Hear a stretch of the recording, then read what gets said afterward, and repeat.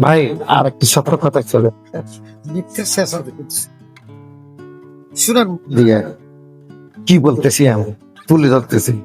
পাকিস্তানের কায়দে আজম মোহাম্মদ আলী জিন্নাহ, হ্যাঁ, তাকে এমনি কায়দে আজম মোহাম্মদ আলী জিন্নাহ বলো না, তার কর্মকাণ্ডতে বলা। সে অসুস্থ হয়ে গেল, যক্ষা রোগে অসুস্থ হয়ে গেল। তখন চলতেছে মুসলিম লীগ আর কংগ্রেসের দাঙ্গা রাজনীতি। কেমনে করে মুসলমানদের একটা দেশ হবে, মুসলমানদের নিরাপত্তার জন্য একটা পাকিস্তানি দেশ হবে, সে টেনশন পড়ে গেল জিন্নাহ স্যার। কিন্তু জিন্নাহ কোন পৃথিবীর একটা সিনিয়র আইনজীবী, পুরো বই তার মুখে ছিল। কিন্তু ডাক্তার সেদিন বললো, জিন্নাহ স্যার আপনি আর বেশি দিন বাঁচবেন না। কি হলো, কি ব্যাপার? আপনি বছর 2 বছর রেস্টে চলে যান, বেশি দিন বাঁচবেন না, আপনি রেস্টে চলে যান। আপনার ভাই যক্ষা হয়েছে, বছর 2 বছর পর আপনি মারা যাবেন। জিন্নাহ সাহেব গাল দাঁড়াই ডাক্তার একটা মারলো, ছোঁয়া হয়েছে বেয়াদব। তখন বলতেছে তুমি এটা জানো?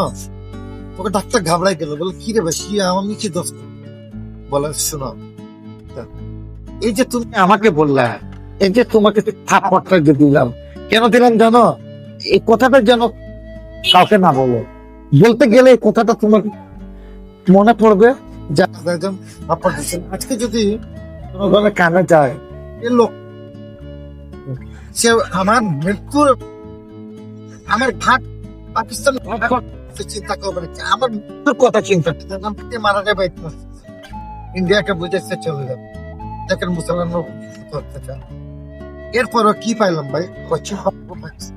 কি যদি পূর্ব পাকিস্তান না হতো তাহলে ভাই বাংলাদেশ সদর বলি কায়দে আজমের মতন, কায়দে আজম জিন্নাহর মতন হবেন আপনারা। ও তো মরা সজ্জায়, তাকে তো রাজনীতি করার প্রশ্ন ওঠে না।